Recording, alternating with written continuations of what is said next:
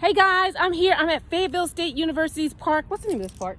Seabrook. Seabrook. I'm at Seabrook, which is right next to Fayetteville State University. Yes. See, I am on it. I am here with some students from Fayetteville State University, and they're from different places of North Carolina, and they are fired up and ready to Go. All right now. So where are you from? Tell me. Shout it out. Charlotte, North Carolina. All right. Charlotte.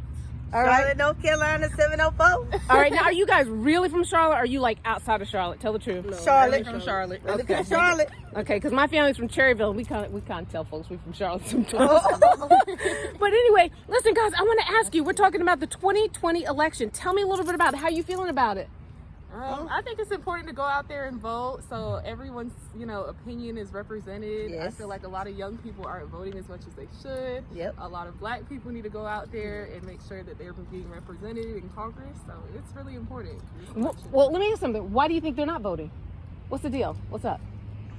I feel like a lot of people, don't they don't think that it makes a difference. Yeah. Okay. Whoever is put in office, sometimes they believe like it doesn't matter because their lives aren't changed. But when they get a candidate who they really feel strongly about, who can actually change lives, then they'll go out in the masses and definitely try to support them. So it just all depends on the candidate, honestly. So you're looking for a candidate that's like empathetic and understands and rolls up their sleeves and that kind of stuff and is ready to make it happen? Right. Okay. Well, I want to talk to you a little bit about Cheri Beasley really quickly. She's running for U.S. Senate and just a couple other ones. Cheri Beasley, she was the first first African American Supreme Court Justice in the state of North Carolina, the Chief Justice. She oversaw everyone. And so basically, during her time period as justice and other legal offices, she saw over 400 cases which could have been handled in the principal's office instead of in the juvenile court system. So what she did was she rolled up her hands. She was empathetic. She's all about the action. And what she did was she actually worked with the Board of Education and law enforcement to create more pathways to keep kids in the classroom and out of the court system. And that's what we need. We need people who care enough to make a difference. I remember I was talking to Carolyn Thompson. She's running for North Carolina Appellate Court judge. And I was talking to her. She said, you know what, when I go into the courtroom, she said, I look out at the members in my courtroom and I'm like, this could be my family reunion.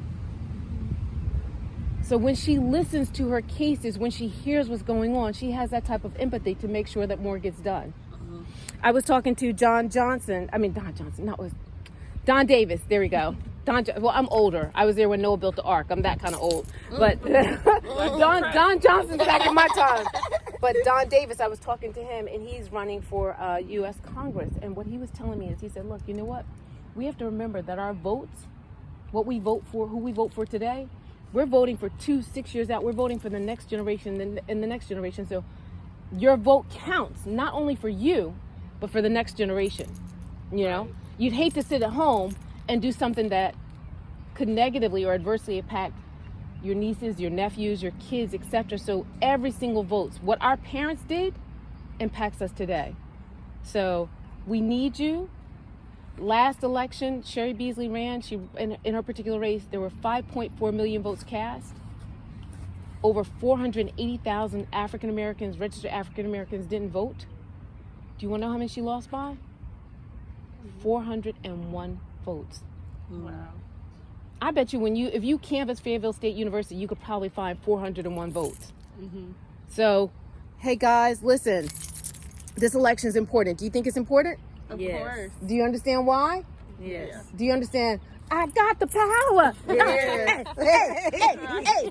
So listen, before you leave, you got to teach me to dance. But listen, I wanted to say thank you so much for everything.